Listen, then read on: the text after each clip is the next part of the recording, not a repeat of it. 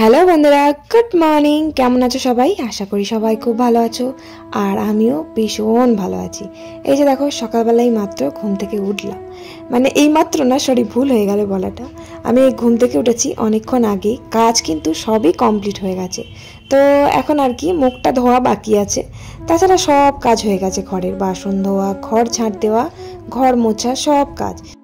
তো আমি এই যে এবার চুলটা আর কি বিনুনি করে শুয়েছিলাম কালকে। চুল তো না, টিকটিকির লেজই বলতে পারো।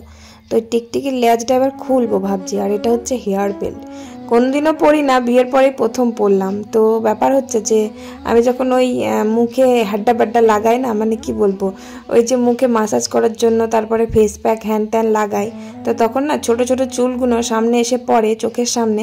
তো খুব বিরক্ত লাগে। তাই জন্য আমি আমার বরকে বলেছিলাম, এই সামনের দোকানটা থেকে পারলে একটা হেয়ার বেল এনে দেখিও তো। কোনোদিনও তো একটা টিপের পাতাও কিনে এনে দেয় না। তো দেখছি কালকে হঠাৎ হেয়ার বেলটা কিনে এনে দিয়ে বলছে এই নাও।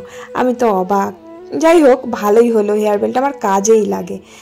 তো যাই হোক, সকালবেলা আমি ওই কাজ করতে করতে আমার ওই সামনে চুলগুলো পড়ে তো চোখের সামনে, খুব বিরক্ত লাগে, চুলকায়, সুরসুরি লাগে কপালের সামনে, চোখের সামনে এসে পড়ে। তাই হেয়ার বেলটা দিয়ে কাজগুলো সব কমপ্লিট করেছি। আর কালকে আবার একটু চুলে বিনুনি করে শুয়েছি। কোনোদিনও বিনুনি করে শুই না, যা সরু লিগলিকে চুল হয়ে গেছে তো, তাই জন্য আর বিনুনি করতে ইচ্ছা করে না।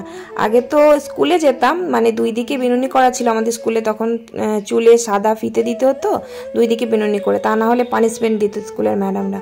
এখন তো দেখতে পাই না কাউকে দুই দিকে বিনুনি করতে। যাই হোক, তো বিনুনি করে যেতাম, মানে একদিকের বিনুনি আর কি এত মোটা হতো সে কি বলবো। আর সেই একদিকের বিনুনি আজকে আমার পুরো চুলটাই নেই, এত হেয়ার ফল হয়ে গেছে, এত চুল উঠে গেছে, সামনে তো টাক পড়েই গেছে একবারে। তো আমি কিন্তু বিয়ের আগে, মানে বিয়ের আগের কথা বলছি, বিয়ের আগে খুব হেয়ার বেল মাথায় দিতাম, ভীষণ ভাল লাগতো। আর এক ধরনের হেয়ার ব্যান্ড পাওয়া যেত, মানে কি বলবো, কাডা সিস্টেম, ওটা আমি খুব বেশি দিতাম হেয়ার বেল্টের থেকেও। ফিতের মতনই, কিন্তু কি বলবো, কাডার টাইপের একদম, ওটা দিতাম খুব চুলে। আমার ভীষণ ভালো লাগতো। তো এখন বিয়ের পর কোনোদিনও কিন্তু হেয়ার বেল্ট দিইনি মাথায়। এই বিয়ের পর এই প্রথমই দিলাম। এতগুলো বছর পর আমার বর মশাই এনে দিয়েছে, তা আবার ভাবা যায়? আমি তো ভাবতেই পাচ্ছি না, কোনোদিনও একটা জিনিস পর্যন্ত কিনে এনে দেয় না, এই যে জিনিসটা নাও, মানে কোনোদিনও না যে একটা টিপের পাতা, একটা নেল পালিশ হোক বা একটা কিচ্ছু না। তো বলেছিলাম বলে সামনেই দোকানটা, আমাদের দোকানের সামনেই দোকানটা, দোকান থেকেই চট করে একটা হেয়ার বেল এনে দিয়েছে। তো যাই হোক, ভালোই হয়েছে আমার। তো আমি এই যে হেয়ার বেলটা দিয়েই একবারে নিচে নেমে এলাম। সবাই কিন্তু তাকিয়ে আছে যে বৌমা আবার মাথায় হেয়ার বেল কেন দিয়েছে। যাই হোক, তাকাক, আমার অসুবিধা নেই, কিন্তু আমার সামনে চুলগুলো পড়লে ভীষণ অসুবিধা হয়, খুব কাজের বিরক্তি লাগে। তো নিচে এলাম চা খেয়ে নিচে এসে এই যে দেখছি চাল ঝাড়া নেই, ভাতে মা বসিয়ে দিয়েছে, কিন্তু চালটা এখনো ধুয়ে দেওয়া হয়নি, ধুয়ে দেবো এবার। তো এই যে চালটা ঝেড়ে নিচ্ছি।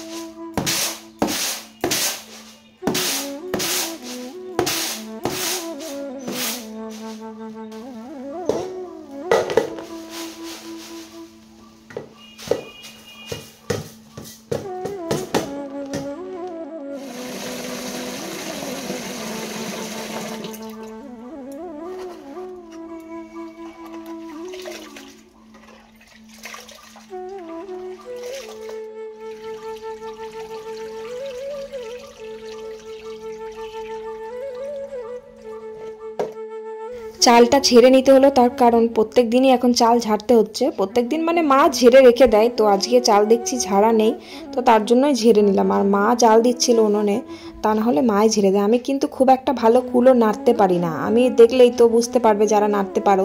আমি কুলো একদম ঝাড়তে পারি না, মানে কোনো জিনিসই ঝাড়তে পারি না, যেটুকু পারি মানে চেষ্টা করি। কোনোদিনও করিনি, তো মাই করতো, ঝাড়াঝুড়ির কাজটা মাই করে। কারণ আমাদের যখন ধান ভাঙিয়ে নিয়ে আসে না, তখন কিন্তু কুড়োটা বার হয়, কুড়োর ভেতর থেকে কিন্তু চাল বার হয়। তো তখন কিন্তু আমার শাশুড়ি মাই ঝাড়ে, তার জন্য আমি অত ঝাড়াঝাড়ি কাজটা শিখিনি, তবে পারি, একটু আধটু পারি, ওই তো মাঝে মাঝে করি তাই। আর আমাদের যখন ধানটা ভাঙিয়ে নিয়ে আসে ওখান থেকেই, যেখান থেকে ধান কল থেকে ভাঙিয়ে নিয়ে আসে, তখন কিন্তু ওখানেই মানে ধান ভাঙানোর পরই ঝাড়াই বাছাই করে দেয়। তো জানি না, এবার মনে হয় খুব একটা ভালো করে ঝেড়ে দেয়নি, তাই জন্য চালের মধ্যে প্রচুর কুড়ো আছে। আবার বর্ষাতে চালের কেমন গোটা গোটা হয়ে গেছে, মানে চালে পোকা লেগে গেছে, তাই একটু বেছে নিয়ে চালটাকে ঝেড়ে নিতে হয়। তা না হলে ওই যে যখন চাল ধুতে যাব তখন রাজ্যের কুড়ো বার হবে, কত জল লাগবে বলো তো, ধুয়ে ধুয়ে ধুয়ে ধুয়ে সেই কুড়োগুলোকে বার করতে হবে, তার থেকে ঝেড়ে নেওয়াই ভালো। তো এটা এরকম হয় না কোনো দিনও, এই ফার্স্ট টাইম এরকম হচ্ছে, কুড়ো মানে ভালো করে ঝেড়ে দেয়নি। তো যাই হোক, তারপর চালটা ধুয়ে দিলাম আর কয়েকটা কাঠ নিয়ে আসলাম, দিয়ে কাঠ দিয়ে দিলাম। তো ওদিকে ভাত হচ্ছে, আর এটা হচ্ছে যে তিলের বড়া বানাবো আজকে। তো ব্যাপার হচ্ছে যে আজকে ভেন্ডির ঝাল করব, ভেন্ডি আছে আর ফুলকপি এনেছে জেঠু। আবার এখন মানে এই সময় ফুলকপি ভালো হয় না, তবুও জেঠু নিয়ে এসেছে, ফুলকপি রান্না করবো। এবার আমার শ্বশুর মশাই ওই ভেন্ডিও খায় না, আবার ফুলকপিও খায় না, তাই আমি মাকে বললাম যে তাহলে বাবা তো তিলের বড়া দিয়ে ভাত খেতে খুব ভালোবাসে, তাহলে একটু তিল ভেঙে দিন, মানে ভেঙে বলতে খোসা উড়িয়ে দিতে বললাম মাকে। তো আমি তিলের বড়া কয়েকটা ভেজে দেবো বাবার জন্য বলে সবার জন্যই ভাজা হবে। তো তিলের খোসাটা কীভাবে ছাড়াই জানো তো, বলেছি তোমাদের আগে। তিলের খোসা ওই যে মিক্সি কোটোর মধ্যে মানে দেয় কোটা তিলগুলো, দিয়ে একবার আর কি চালিয়ে, মেশিনটা চালিয়েই বন্ধ করে দেয়, দিয়ে ঝেড়ে নেয় কুলোতে করে, পুরো সাদা পরিষ্কার হয়ে যায়। ওই যে দেখতে পেলে কিরকম পরিষ্কার হয়ে গেছে। তারপরে আবার কি জ্বালা মানে কি বলবো, তিলের বড়া করা যে কি ঝামেলা সে মানে আমিই জানি। আমাদের ঘরের তিল তো পরিষ্কার না, নোংরা আছে ওর মধ্যে, ছেড়ে নিলেও নোংরা বালি মানে পাথর থাকে। ওই যে ভিজিয়ে রেখে দিলাম, মা ঝেড়ে দিয়েছে খোসা উড়িয়ে, আমি ভিজিয়ে রেখে দিলাম। ওটা জালে করে ভালো করে ধুতে হবে, প্রায় মানে 1 ঘন্টা লাগে ধুতে, এত বালি কিচকিচ করে সে, মানে একটা একটা করে ছেঁকে তুলতে হয়, কি বিরক্তিকর। মানে খেতে সুন্দর লাগলে কি হবে, প্রচুর খাটনি আছে। তো যাই হোক, করতে হবে বড়া ভাজা। তো তারপর ভাত হয়ে গেছে, ভাতটা নামিয়ে দিলাম। আর এটা কিসের বড়া ভাজছি বলো তো, এটা হচ্ছে যে ওই যে ফুলকপিটা তরকারি করব, কিছুটা বড় বড় করে কেটে নিয়েছি, আর কিছুটা ফুলকপির বড়া করছি। কারণ ফুলকপির বড়া না আমার ভীষণ ভাল লাগে খেতে, খুব সুন্দর, অল্প কটাই ভেজেছি দেখো। তো ফুলকপিটা ছোট্ট করে কেটে নিয়েছি, আর ওর মধ্যে পেঁয়াজ দিয়েছি, লঙ্কা কুচিয়ে দিয়েছি, একটু কালো জিরে দিয়েছি, আর একটু পোস্ত দিয়েছি, আর একটু রসুন ছোট করে ঝিরঝির করে কুচিয়ে দিয়েছি। যে কোনো বড়াতে রসুন কুচি দিলে খুব ভালো লাগে খেতে। আমি যখন পেঁয়াজের বড়া ভাজি তখনও কিন্তু একটু রসুন দিই, ভালো লাগে, টেস্ট হয়। তো এবার বড়া কটা মচমচে করে ভেজে নিলাম, এই যে দেখো, খুব ভালো হয় জানো তো। এবার ফুলকপির বড়া না, মানে বাঁধাকপির বড়ার থেকেও আমার ফুলকপির বড়াটা বেশি ভালো লাগে। বাঁধাকপির বড়াটা ঠান্ডা হয়ে গেলে কেমন মিয়ে যায়, ন্যাতানো কেমন হয়ে যায়, কিন্তু ফুলকপির বড়াটা ঠান্ডা হয়ে গেলেও কিন্তু মচমচে থাকে। আর এর মধ্যে একটু চালের গুঁড়ি দিতে পারলে আরও ভালো লাগে, খুব মুচমুচে হয়। তো যাই হোক, কয়েকটা বড়া ভেজে নিলাম। আর এই যে কয়েকটা ভেন্ডি ছিল, ভেন্ডিগুলো একটু সর্ষে বাটা দিয়ে ঝাল করলাম। ভেন্ডিটা আজকে না করলেই হতো, কারণ তিলের বড়া করলে না, তিলের বড়া দিয়ে সবাই খুব খেতে পছন্দ করে। আমার খুব একটা ভালো লাগে না, তবে খারাপও লাগে না। তিলের বড়াটা মানে খারাপ লাগে না, ভালোই লাগে। পোস্তর বড়ার থেকে আমার আবার তিলের বড়াটা একটু ভালো লাগে, তবে খুব বেশি ভালোবাসে না। আমাদের বাড়িতে যেমনি বাপরে তিলের বড়া করলে আর কিচ্ছু লাগবে না, সব তিলের বড়া এত ভালোবাসে খেতে। আমার তা না, মানে শুধু তিলের বড়া দিয়ে আমি ভাত খেয়ে উঠতে পারবো না, একটা তরকারি না হলে হয়ই না। তো ভেন্ডির ঝালটা আজকে না করলেই হতো। ভেন্ডির ঝালটা আমি আর আমার জেঠু শ্বশুর ছাড়া খুব একটা কেউ পছন্দ করে না। আমার বড় তো খেতে চায় না, আজকে আবার তিলের বড়া করবো, আবার খেতে চাইবে না। আমার শাশুড়ি মা তো খাই না ভেন্ডির ঝাল। তো যাই হোক, কি আর করা যাবে, খেয়ে নিতে হবে, করে ফেলেছি যখন। তো তারপরে যে ফুলকপি, এখন অসময়ের ফুলকপিটা একটু জলে ভাপিয়ে নিলাম, অনেকগুলো পোকা ছিল ভেতরে। এখন আবার ফুলকপি কেউ খায় নাকি, তাই ভালো লাগবে না খেতে, জানি না কেমন খেতে হবে, তাই জন্য ওই জলের মধ্যে একটু ভাপিয়ে জলটা ফেলে দিলাম। আর এমনিতেও ফুলকপি প্রচণ্ড গ্যাস অম্বল হয়, ফুলকপিটাও খুব একটা পছন্দ করে না বাড়িতে কেউ। আমি খুব ভালোবাসি খেতে, আমার ভালো লাগে। ডিমের ঝোল দিয়ে ফুলকপি, মানে ডিম দিয়ে ফুলকপিটা বেশি আমার ফেভারিট। আবার মাছের ঝোলে ফুলকপি খুব ভালো লাগে খেতে, কিন্তু বাড়িতে ফুলকপিটা গ্যাস অম্বল বলে খুব একটা কেউ পছন্দ করে না। আমার বর তো খাই না, আবার আমার শ্বশুরমশাই খায় না, মাও খুব একটা পছন্দ করে না। তো কি করব, আজকে এইরকমই রান্না। আর জেঠু এনেছে, জেঠু বলেছে ফুলকপিটা রান্না করতে, জেঠু ভালোবাসে খেতে, জেঠু ওই জন্যই পাঠিয়ে দিয়েছে। ফুলকপি বাঁধাকপি অসময়ে এইসব খেতে খুব পছন্দ করে। যাই হোক, ফুলকপিটা বেশ ভালো করে জলে ফুটিয়ে জলটা ফেলে দিলাম, দিয়ে ভালো করে ভেজে নিলাম। অল্প করে আলু দিয়েছি, অত কেউ ফুলকপি খাবে কি না খাবে তার জন্য অল্প করে আলু দিয়েছি। আর তারপরে ফুলকপির তরকারিটা বসিয়ে দিয়ে আমি ওই যে তিলগুলো ভিজিয়ে রেখেছি, তিলগুলো ভেজানো আছে, ভালো করে ধুতে হবে, তাই বসিয়ে দিলাম। বসিয়ে দিয়ে তিলগুলো ভালো করে ধুয়ে নিলাম। কতক্ষণ যে সময় লাগলো ধুতে সে কি বলবো, মানে যত ধুচ্ছি তিলগুলো তত নোংরা বার হচ্ছে, মানে বালি কিচকিচ করছে। এবার ভালো করে না ধুলে কি হবে, ওই বেটে যখন বড়া করব তখন খেতে গিয়ে কিচকিচ করবে, দাঁতে ঠেকবে, কিরম বাজে লাগবে বলো তো, সব বেকার হবে, খাটনিটায় জল হবে। সে কতক্ষণ ধরে সময় ধরে বসে বসে ধুলাম। এদিকে এদিকে আমার তরকারি কখন হয়ে গেছে আর আমি ওদিকে বসে বসে সেই তিল ধুয়েই যাচ্ছি। যাই হোক, তারপর আবার কি যে বৃষ্টি আরম্ভ হয়ে গেল, মানে কি বলবো। তারপরে আবার উনুনটা বারবার নিভে যাচ্ছে, দেখো কিভাবে রান্নাঘরের মধ্যে জল পড়ছে, মানে সত্যি কি বিরক্তি লাগছে বলে বোঝাতে পারবো না। তারপরে আবার গ্যাস লাইটটা জ্বলছে না, গ্যাস লাইটের মধ্যে জল পড়েছে, জ্বলছে না। আর এমনভাবে জল পড়ছে মনে হচ্ছে রান্নাঘরে উনুনের মধ্যে জল এলো বলে। আর এত ঝেপে জল পড়ছে, বৃষ্টির ছাটে মনে হচ্ছে উনুনের মধ্যে এক্ষুনি জল ঢুকে যাবে, এমন বৃষ্টি হচ্ছে, মানে প্রচণ্ড জোরে জোরে বৃষ্টি হচ্ছে। তো তাড়াতাড়ি করে আমি তিলের বড়াগুলো ভাজতে পারলে বাঁচি, মানে উনুন তো জ্বলছেই না, বারবার নিভে যাচ্ছে। আর এমনিতে তিলের বড়া ভাজতে খুব সময় লাগে। আমি তো ভাজি, আমি তো জানি, এবার তোমরা কেমনভাবে ভাজো আমি জানি না, আমার তো খুব সময় লাগে। আমি অল্প তেলে ভাজি, আর বেশি তেলের মধ্যে যদি ছেড়ে দিই তাহলে সেই মানে ছেড়ে যাবে, একদম গুঁড়ো গুঁড়ো হয়ে যাবে। তাই জন্য আমি অল্প তেলে এইভাবেই ভাজি, আর সময় লাগে, বেশ ভালো রকমের সময় লাগে। বৃষ্টিটা কেমন পড়ছে দেখো, ওরে বাপরে, তখন একটু কম ছিল, এখন আবার আরও জোরে আসছে। মানে ছাটের জলে না, দেখো উনুনের মধ্যে মনে হচ্ছে এক্ষুনি জল ঢুকে যাবে। কি অবস্থা দেখেছো, উনুনের মধ্যে জল ঢুকে গেলে একদম উনুন নিভে যাবে। এমনি তো জ্বলছে না, মানে প্রচুর শাস্তি পাচ্ছি মনে হচ্ছে উনুনে রান্না করতে করতে। মানে আমি কি বলবো বলো তো, বলার মতো কোনো ভাষা নেই। আমি রান্না করি তো আমি জানি। আর তারপর দেখো, মানে বলতে বলতেই মানে এত জোরে জোরে বৃষ্টি পড়ছে, তাহলে কি জল কি আর আটকানো যায়? দেখো উনুনের মধ্যে জল ঢুকে যাচ্ছে কেমন। এবার উনুনে যদি জল ঢুকে যায় তাহলে উনুনটা নিভে যাবে, আমি আর ভাজতে পারবো না বড়া কটা। কি অসুবিধায় পড়েছি বলো দেখি। জানি আমাদের গ্যাস আছে, তোমরা কমেন্ট করে বলবে যে গ্যাস আছে, গ্যাসে কেন যাও না। মানে কিছু বলবার মতন আমার আজকে আর ভাষা নেই। তবে আমাকে উনুনে রান্নাই করতে হবে, যতই জলই হোক না কেন, যত বৃষ্টি বন্যা বেয়ে রান্নাঘর ভেসে গেলেও আমাকে এখানেই রান্না করতে হবে। ওই যে দেখো ঘরের ভেতরে কেমন জল পড়ে, দেখেছো? এমন জল পড়ছে মানে আমার যা রান্নাবান্নার জ্বালানি আছে সমস্ত কিছু ভিজে যাচ্ছে। তিলকাঠিগুলো দেখো সব ভিজে যাচ্ছে, দেখো কীভাবে বয়ে বয়ে উনুনের ভেতরে জলগুলো যাচ্ছে, দেখেছো তো? এতটা পরিমাণে জোরে জোরে জল পড়ছে যে সব ছাটে সব উনুনের মধ্যে জল চলে যাচ্ছে। আমি বারবার করে বলছি যে রান্নাঘরটাকে আমার ঠিক করা দরকার। সমস্ত মানে কত জন্মেকার আগেকার রান্নাঘর তার ঠিক নেই বলে বিশ্বাস হবে না তোমাদের। আমার শাশুড়ি মায়ের আমলের রান্নাঘর, সেই রান্নাঘরটা খুলে টালি মালিগুলো সব নতুন করে তো লাগাতে হবে, রান্নাঘরে তো নতুন করে সারাতে হবে, এভাবে তো আর হয় না, তাই না? আমি রান্না করি, আমি জানি। তো কি আর বলবো, কিছু বলার নেই। মানে খুব কষ্ট করে রান্না করি। যে দেখো আমি বসে আছি এখানে, আমার পিছনে কিভাবে মানে জলটা পড়ছে দেখেছো? আমার জামাটা আমার সব ভিজে গেছে, নাইটি পুরো ভিজে গেছে, পিছন দিয়ে এত জল পড়ছে। আর এদিকে সামনে দিয়ে জল পড়ে উনুনের ভেতর জল ঢুকে যাচ্ছে, মানে এত বিরক্ত লাগছে কি বলবো। এবার উনুনে জল ঢুকে যাচ্ছে আর বারবার উনুনটা নিভে যাচ্ছে। আর এমন গ্যাস লাইট একবারের বেশি জ্বলছেই না, কি বিরক্ত লাগছে সে বলে বোঝাতে পারবো না। ওই যে দেখো ফুঁ দিয়ে তা উনুনটা বারবার ধরাচ্ছি, আবার নিভে যাচ্ছে। আর তারপরে আবার পাটকাঠি শেষ হয়ে গেছে, জোরে জোরে জল পড়ছে, আমি আবার পাটকাঠি আনতে কি করে যাবো বলো তো বৃষ্টিতে ভিজে ভিজে।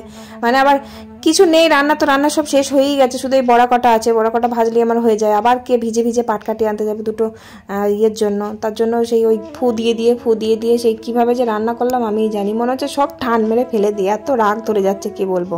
এত ঝমঝম করে জল পড়লে ভালো লাগে বলো তো? তারপরে আবার উনুনের মধ্যে চলে যাচ্ছে। মানুষের তো রান্নাঘর আছে, শুধু রান্নাঘর কেন, অনেক মানুষের আছে তো যে এরকম টালির চাল, এরকম চাঁচের বেড়ার ঘরেও তো তারা থাকে, কই তাদের তো ঘরে জল পড়ে না। ঠিক করে সারাতে হবে তবে তো, বলো তো? রান্নাঘরটা ভালো পাকা সবই আছে, কিন্তু ওপরটা তো ঠিক করতে হবে। এরকম জল পড়লে কি আর ভালো লাগে? আসলে কাউকে করতে হয় না তো রান্না, আমি করি তো, আর কে কি বুঝবে বলো কার জ্বালা। যাই হোক, আমি বলার মতন কেউ না, আমি কেউ না যে বললেই করে ফেলবে বা কে কিছু। যখন মন হবে তখন করবে। তো যাই হোক, আর সহ্য করা যাচ্ছিল না। ওই তিলকাঠি বার করে ভিজিয়ে আমি রেখে দিলাম, ওই যেভাবে হয়েছে তিলের বড়া সেইভাবে আমি তুলে নিলাম। এত বিরক্ত লাগছে, ধৈর্য থাকছে না।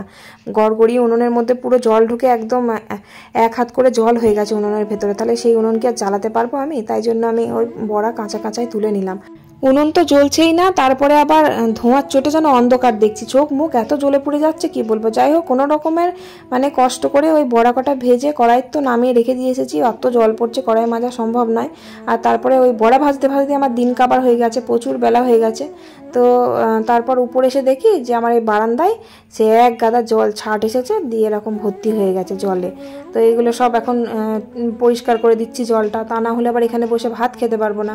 তাই জন্য জলটা ভালো করে পরিষ্কার করে দিলাম। তো তারপর পরিষ্কার করে চান করলাম।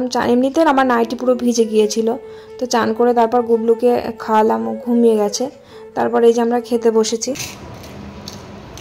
লাস্টের বড়া করা তো কাঁচাই নামিয়ে দিয়েছি, উনুন পুরো উনুনের কাছে জল ঢুকে দিয়েছিল ভাজভুজি করে, জ্বলছে না, নিভে যাচ্ছে 14 বার। গ্যাস লাইটটা জ্বলে না, বারবার নিভে যাচ্ছে। টাকা না এমনি ম্যাগনেট সব খাও।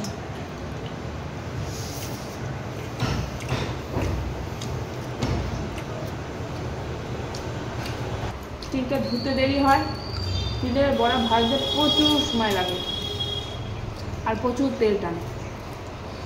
খেতেও প্রচুর ভালো লাগে। খেতে তো যেগুলো খাটনি বেশি ঝামেলা বেশি সেগুলো খেতে ভালোই হয়। অন্যদের মানে খতখতে বা তিতকুটে লাগে, আজকে কিচ্ছু লাগে না, এত সুন্দর লাগে খেতে। ধোঁয়ায় ধোঁয়ায় রান্না করেছি না ওই জন্যে। কাউকে যদি ভালো করে যদি মেটে দেওয়া হয় আর নির্ঘাত পোস্তের বড়া হবে। পোস্তর বড়ার আলাদা টেস্ট, বুঝছো না? তিলের বড়া এত খেতে ভালোবাসে আমার বর যে পোস্তর বড়া বলছে, মানে কাউকে দিলে নাকি বুঝতে পারবে না, সবাই পোস্তর বড়া ভাববে। তিলের বড়া আলাদা টেস্ট, পোস্তর বড়া আলাদা, কাউকে দিলে বুঝতে পারবে না, এটা আবার কোনো কথা হলো? তো এত ভালো লেগেছে আমার, যে ভালো লেগেছে তুমি খাও, পোস্তর বড়ার সাথে অন্তত তিলের বড়া তুলনা করতে যেও না, কারণ পোস্তর বড়া অনেক আলাদা টেস্ট, অনেক আলাদা। তো আমি খেয়েছি পোস্তর বড়া, মাঝে সাঝে আমার ননদ নন্দায় যখন আসে তখন ওরা খেতে ভালোবাসে, ভেজে দিই, তো ওর জন্য তখন একটু একটু খেয়েছি। খারাপ না, ভালো, তবে তিলের বড়াটা একটু বেশি ভালো লাগে খেতে। তো যাই হোক, তো খাওয়া দাওয়া করলাম, খাওয়া দাওয়া করে যে বাসন কোসনগুলো ধুয়ে নিচ্ছি।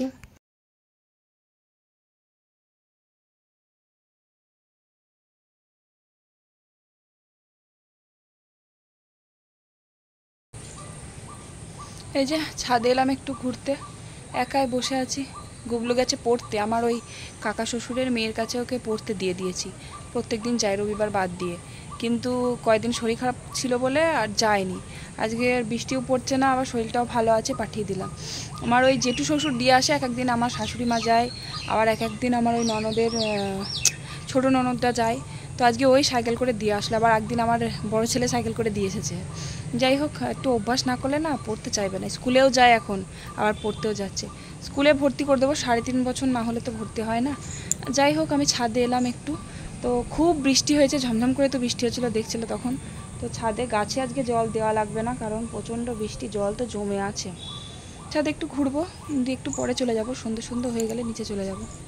বড় ছেলে গেছে পড়তে, ওর আসতে 8টা বাজবে, ম্যামের কাছে পড়া আছে, 8টা বাজবে। কী করবে, ছাদ ছাড়া আমার জায়গা আছে, ছাদে ঘুরঘুর করি একটু। আমার শাশুড়ি মা ওই ননদের বাড়ির ওখানে যায়, এখান থেকে দেখাই যায়, ওখানে বসে আছে গল্প করে, কী করবে, মায়ের পা বসে থেকে কী করবে বাড়িতে।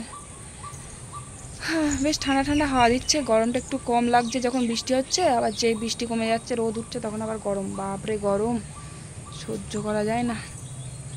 আমাদের এই ড্রাগন গাছটা দেখো কেমন লম্বা হচ্ছে, এই দেখো কেমন উঁচু হয়েছে, লম্বা। ফল কবে হবে কে জানে, কতদিন পর ফল হয় কে জানে। 2টো গাছ লাগানো, 3টে লাগানো হয়েছিল, একটা তো মনে হয় হবে না, মরে যায়নি, বেঁচেই আছে, ছোট্ট। আর এটা অনেক ছোট ছিল, ওইটা তাও একটু বড় ছিল, ভীষণ বড় হয়ে গেছে। 4টে ছিল, আমার বোনকে একটা দেওয়া হয়েছে, ও নিয়ে গেছে। কি লম্বা, ঠ্যাংঠ্যাঙে লম্বা হচ্ছে, আর হাওয়া দিচ্ছে আর উল্টে পড়ে যাচ্ছে শুধু। একটু ঘুরু করি, নিয়ে নিচে যাবো, সন্ধে লেগে গেলে চলে যাবো। ওই বিকেলবেলার দিকে একটু ছাদে গেছিলাম, অন্যদিন তো সময় পাই না, আজকে তো একটু সময় পেয়েছিলাম তাই ছাদে গিয়েছিলাম। তো একবারে জামাটা আমি চেঞ্জ করেই যাই ছাদে, যখন যাই সন্ধে হয়ে গেলে সন্ধেটা দিয়ে দিয়েছি, সন্ধেটা দিয়ে দিচ্ছি, সন্ধে হয়ে গেছে। তো একটু বাজারে যেতে হবে, টুকটাক ঘরের জিনিসপত্র আনতে হবে। তো আমার বরমশাই দোকান থেকে বাড়ি আসলে দুজনে একসাথে বাজারে যাব।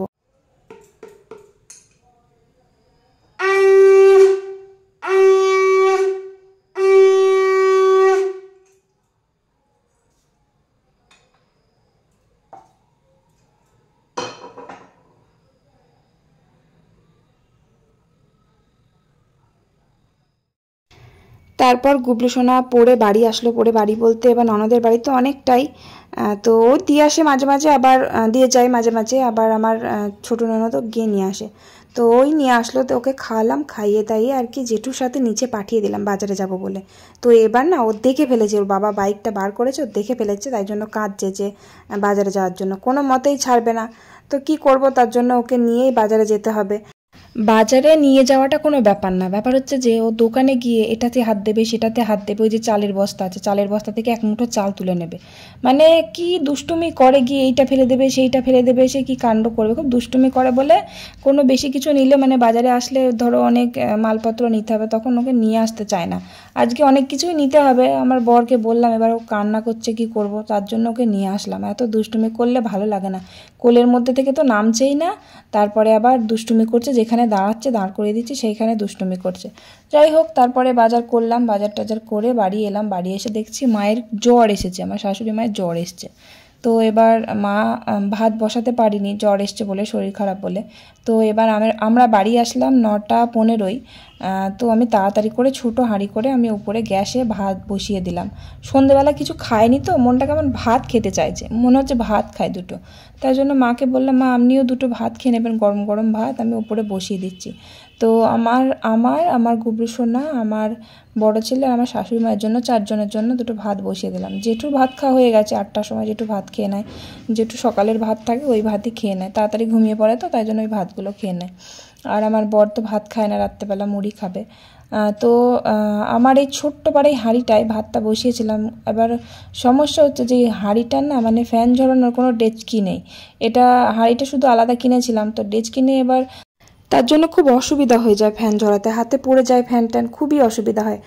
যাই হোক, কোনো রকম ফ্যান ট্যান ঝরালাম, দিয়ে তাড়াতাড়ি করে ভাত হতে, কিন্তু এবার 9:15 ভাত বসিয়েছি, ভাত হতে 9:45 বেজে গেল। এবার আলু সিদ্ধ, ফ্যান ঝরাতে ঝরাতে আলু সিদ্ধ মাখতে মাখতে অনেক দেরি হয়ে গেল। 10:30টায় গুবলুকে খাওয়ালাম, তারপর মাকেও দুটো ভাত দিয়ে আসলাম, দিয়ে যে আমিও খেতে বসলাম। চলো আজকের ভিডিওটা এখানে শেষ করি। ভালো লাগলে একটা লাইক করে দিও আর একটা কমেন্ট করো। আজকের মতো টাটা, বাই বাই।